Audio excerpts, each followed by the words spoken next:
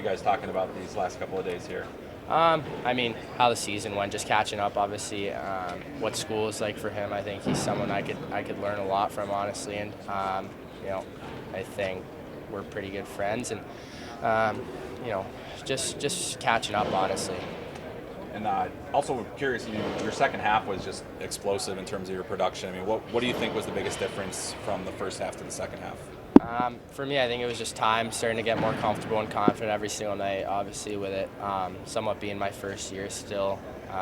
I think it took me some time to figure out what worked and what didn't, honestly, and just felt a lot more confident in that second half and felt like I was getting better every single night, honestly.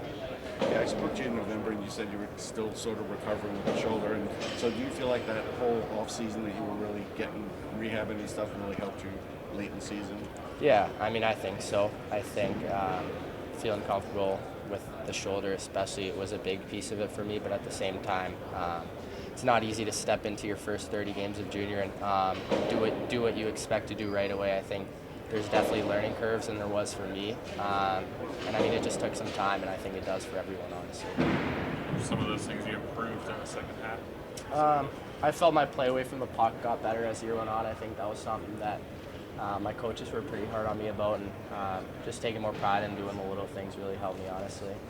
How many teams did you talk to? 31. Did you take a note of who didn't interview you? It was Tampa, but yeah. Everybody needs a center. Yeah. Who was the player that you really idolized growing up?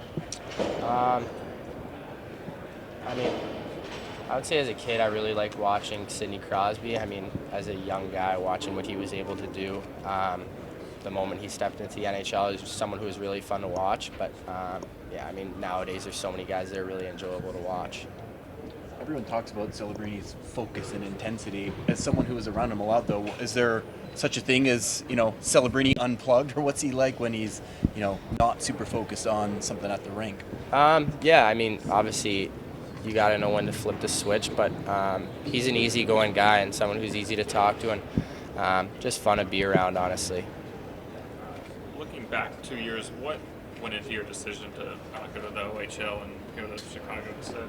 I think just seeing what Chicago was doing, honestly, in the sense that really trying to build guys' games, not just to make an impact at the USHL level, but at the college level and at the NHL level. And that was something that was important to me. And at the same time, keeping that door open to go to school was something that I wanted to take a look at, and really liked once I got the chance to take a look at some schools.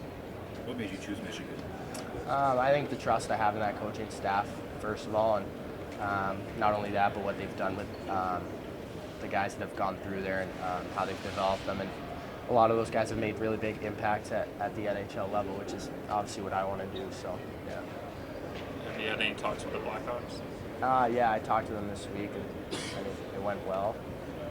Have they done anything differently than other teams, or any interesting questions or anything? No, it was a pretty relaxed meeting and pretty simple stuff, so nothing too crazy.